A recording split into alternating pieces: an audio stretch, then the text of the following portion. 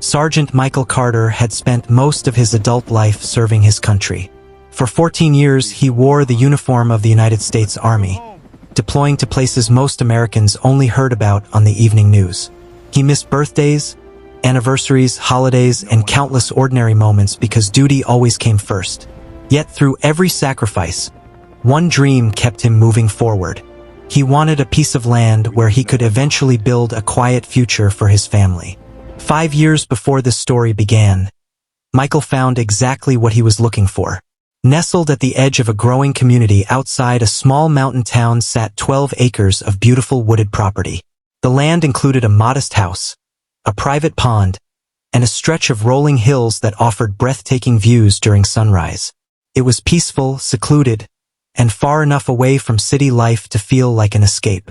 The property technically sat near an HOA-controlled neighborhood, but Michael's parcel existed outside the association's authority.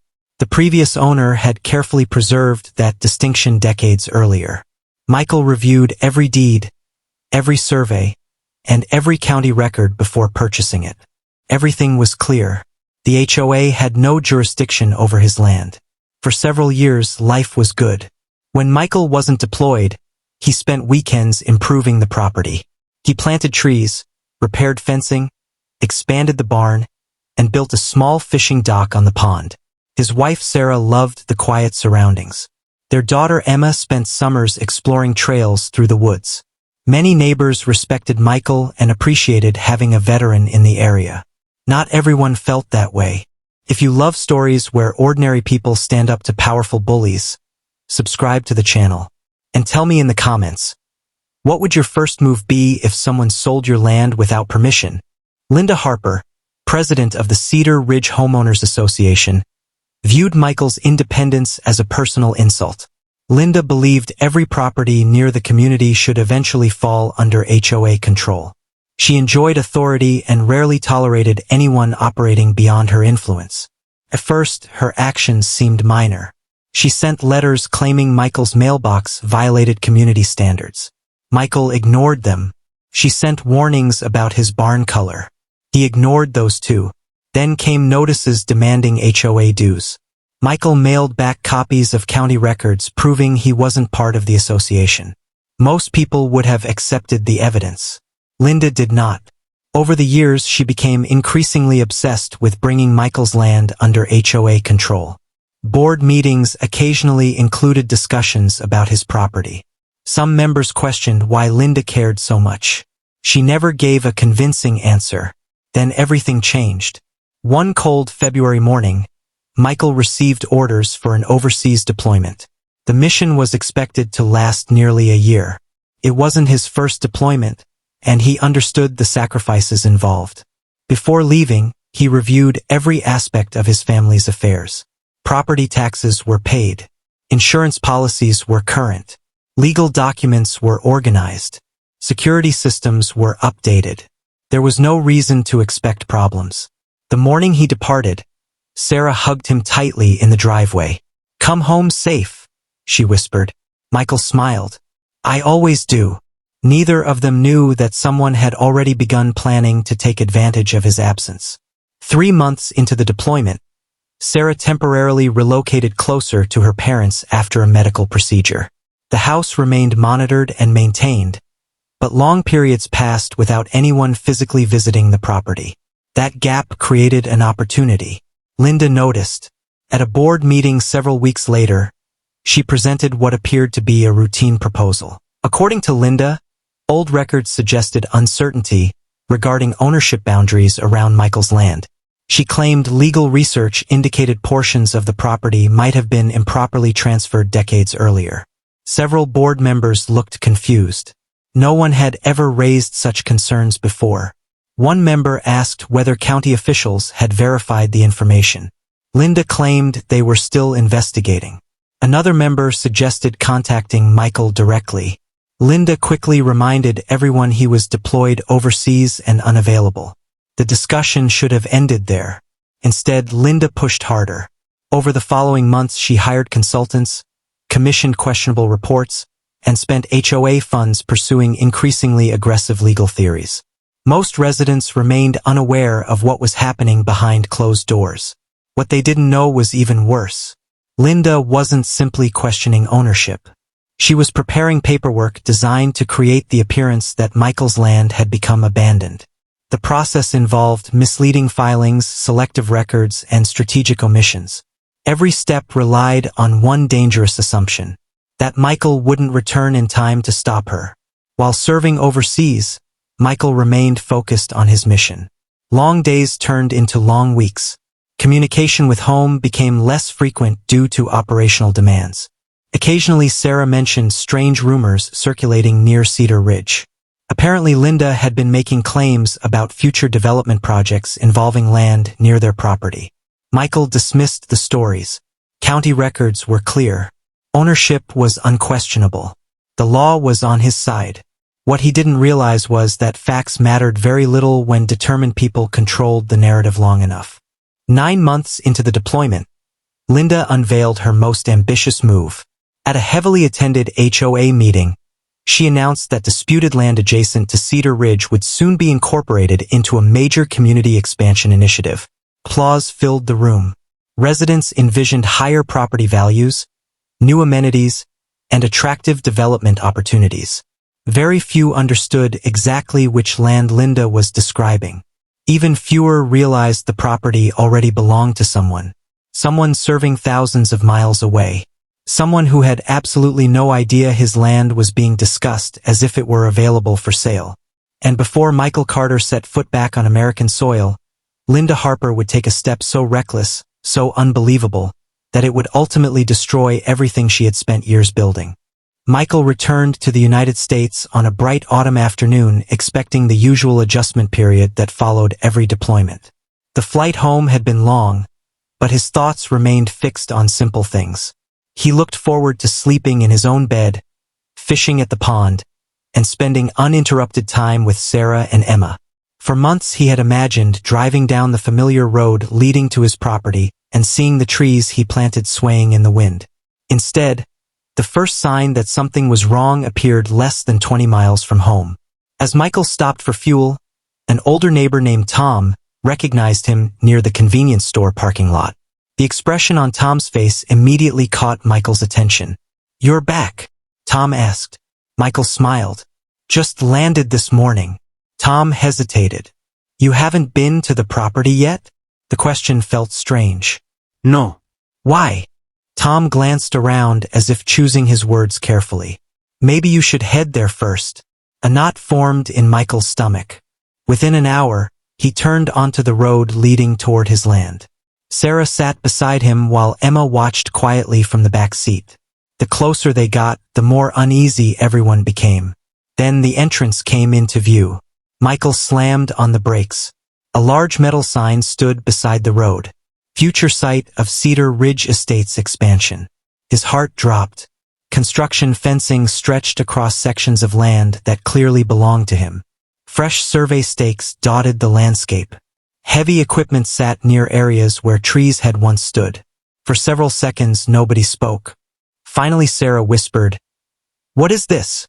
Michael stepped out of the truck. The air felt suddenly colder. He walked toward the sign and studied the documents attached beneath it.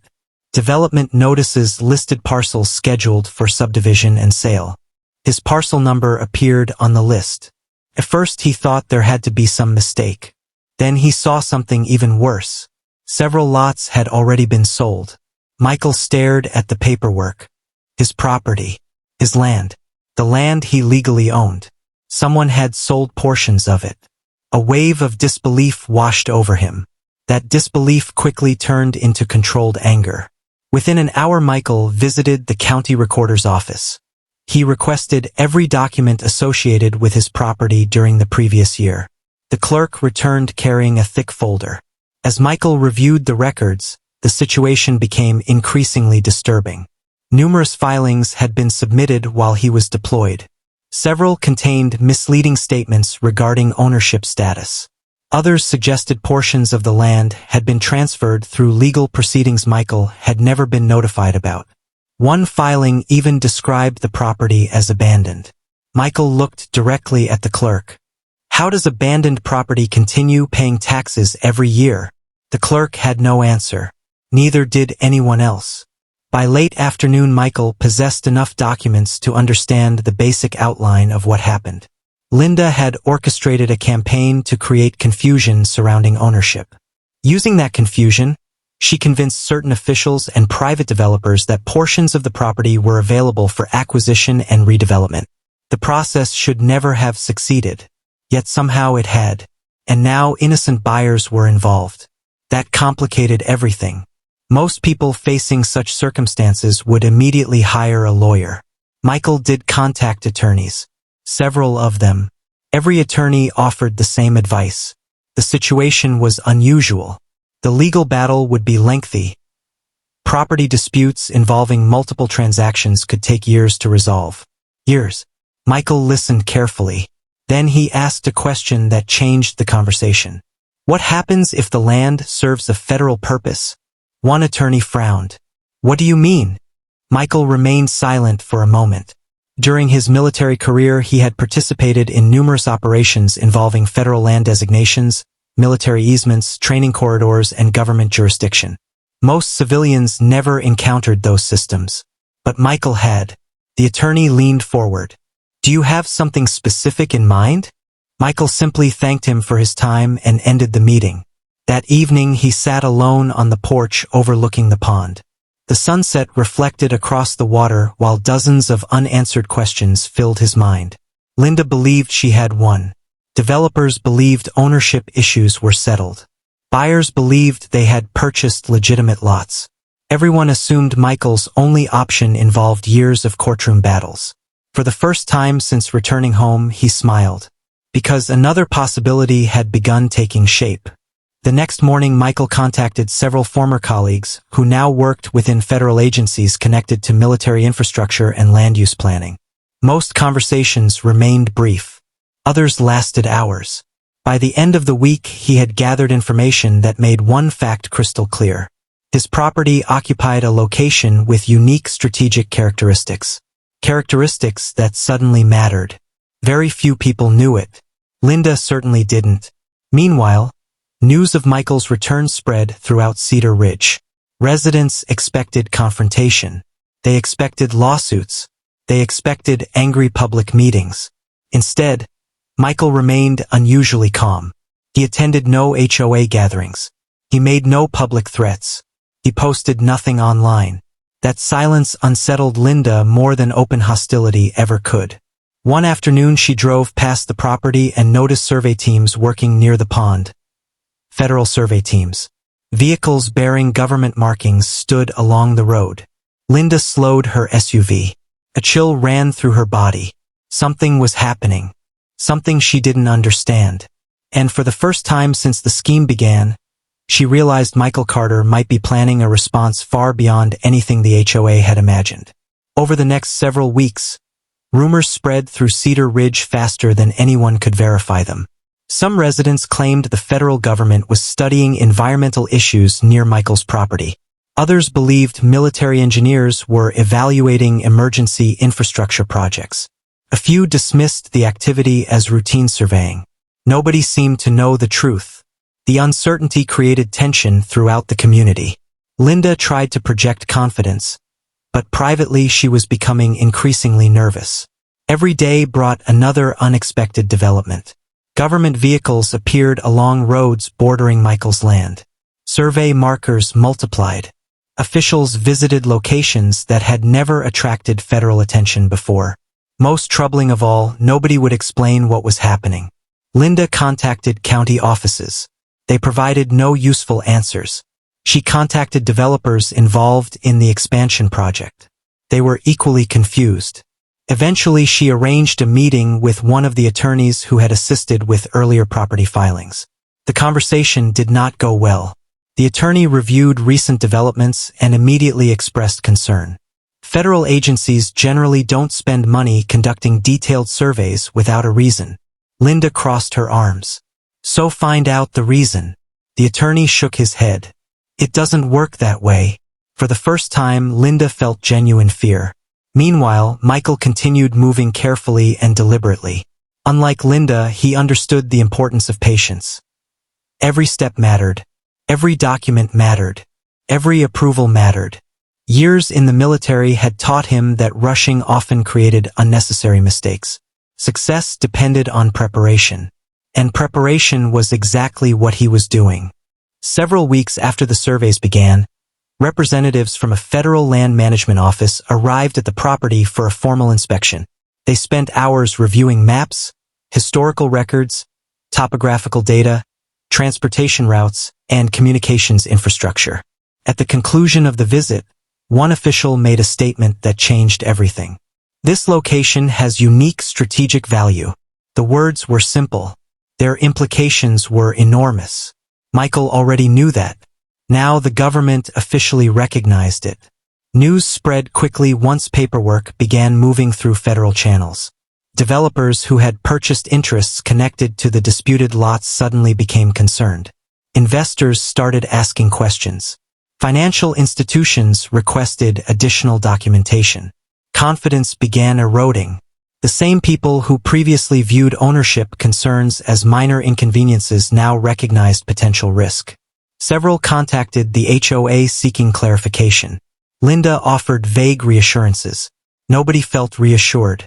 As pressure increased, county officials launched their own review of transactions associated with the disputed property. What they discovered raised serious concerns. Important notifications appeared incomplete. Critical ownership records had been overlooked. Certain legal representations seemed questionable. Some signatures required additional verification. The deeper investigators looked, the worse things became. By early winter, confidence in the entire expansion project had collapsed. Yet Michael still hadn't filed a major lawsuit. That puzzled everyone. Residents expected courtroom battles and public confrontations. Instead, Michael remained focused on something much larger. One evening, Sarah finally asked the question everyone else was asking. "Why aren't you attacking them directly?" Michael smiled. "Because they're expecting that." Sarah looked across the kitchen table. "Then what are you doing?" Michael slid a document toward her. She read the first page. Then the second. Her eyes widened. "This is real." Michael nodded. Months of planning were finally reaching completion. The proposal outlined a federal military support reservation connected to training, communications, and emergency readiness functions. Because of the property's location, terrain, access routes, and existing infrastructure, it qualified for consideration under programs most civilians never even knew existed. The designation wouldn't simply protect the land. It would fundamentally change jurisdictional authority across the area. Sarah looked up. "What happens if this gets approved?" Michael leaned back. The HOA loses any leverage they thought they had. At that moment, several miles away, Linda remained completely unaware of what was coming. She still believed her greatest threat involved property litigation. She was wrong. The real threat was far larger. 2 months later, a public notice appeared in county records. Most residents ignored it. Linda didn't. The moment she read the document, color drained from her face. The federal government had formally initiated proceedings related to the establishment of a military reservation encompassing Michael's property and associated operational zones. She reread the notice 3 times. Then a 4th.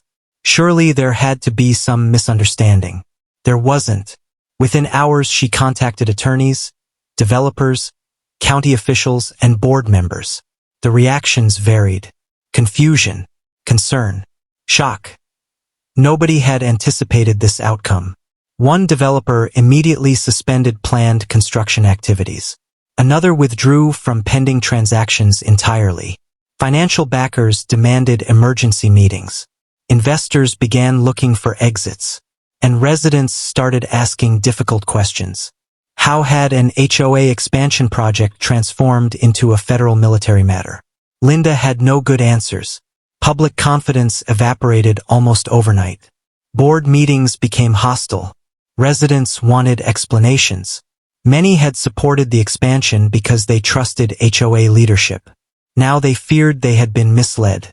Pressure mounted from every direction. Yet the most devastating blow arrived several weeks later when federal investigators requested access to records associated with the disputed transactions. The request itself wasn't an accusation, but everyone understood its significance. Federal investigators don't request boxes of documents for no reason. As news spread, panic quietly began spreading through individuals who had participated in questionable decisions.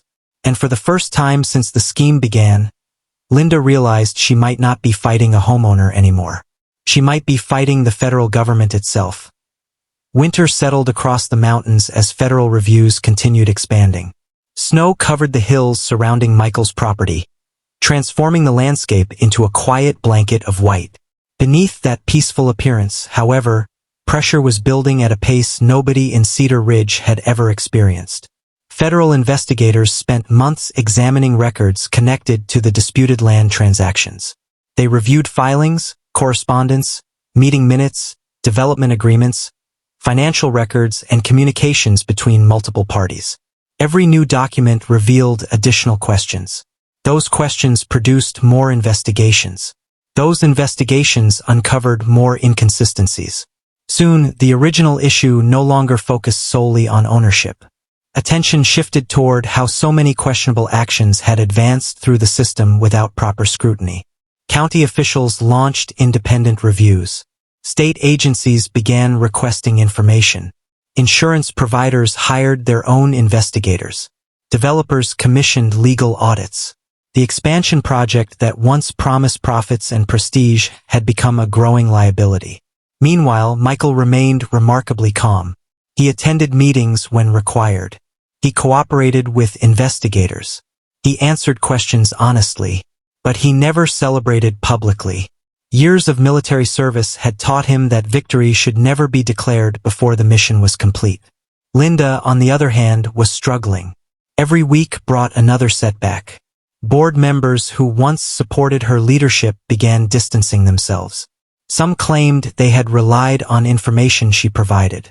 Others insisted they had never fully understood the details surrounding the property dispute. Trust within the HOA collapsed. Residents who previously admired Linda's confidence now questioned nearly every decision she had made. The atmosphere became increasingly hostile. At one particularly tense board meeting, several homeowners demanded access to records connected to the expansion project. The requests were impossible to ignore. When those records became available, the reaction was immediate. Many residents were stunned by what they found. Meeting notes revealed repeated warnings and unanswered concerns. Questions about ownership had surfaced multiple times. Requests for additional verification had been delayed. Important assumptions had been accepted without thorough investigation. The pattern painted an ugly picture, not necessarily one of criminal intent, but certainly one of reckless judgment. News traveled quickly. Local media outlets began reporting on the controversy.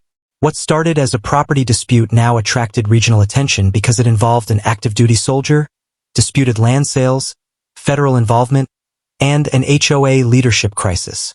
Public sympathy overwhelmingly favored Michael. The story resonated with people. A soldier deployed overseas. Property sold during his absence. Years of work placed at risk. Then a strategic response nobody expected. Viewers and readers followed every update. The more details emerged, the stronger public support became. Several months later, federal authorities announced their decision. The reservation proposal received formal approval. The designation established protected federal interests across Michael's property and surrounding operational areas connected to the approved mission. The impact was immediate. Any remaining uncertainty vanished. Ownership questions disappeared. Development plans stopped.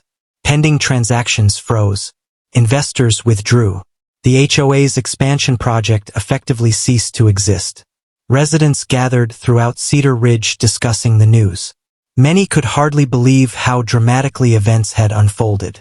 Only a year earlier, Linda appeared untouchable. Now everything had changed. Yet the consequences weren't finished. Approval of the reservation triggered additional legal reviews concerning prior transactions associated with the disputed property. Several parties negotiated settlements.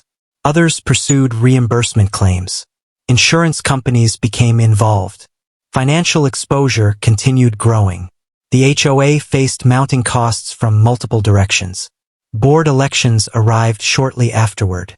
The results weren't even close. Residents voted for entirely new leadership. Most simply wanted stability restored. They wanted transparency. They wanted accountability. And they wanted to move beyond the controversy that had consumed their community. Linda lost her position. Years of influence disappeared in a single evening. As votes were counted, many residents reflected on how avoidable the entire situation had been. Had property boundaries been respected, none of it would have happened. Had warnings been taken seriously, none of it would have happened. Had common sense prevailed, none of it would have happened. Instead, one decision led to another until the consequences became impossible to control. Several weeks after the election, Michael stood beside the pond watching Emma skip stones across the water. The property looked much as it had before the dispute began. The trees remained. The hills remained. The peace remained. Sarah joined him near the shoreline. "It's finally over," she said. Michael smiled. "Almost." She laughed. "There's always one more form to sign, isn't there?" Usually. For a moment they simply enjoyed the quiet. The battle had never been about revenge. It had never been about humiliating anyone. At its core, the fight concerned something much simpler. Protecting what belonged to his family. Defending years of sacrifice. Standing firm when others assumed he would be too far away to respond. In the end, the people who underestimated him made the same mistake. They saw a deployed soldier and assumed absence meant weakness. They saw distance and assumed helplessness. They saw opportunity. What they failed to see was preparation, patience, determination, and experience. Those qualities ultimately changed everything.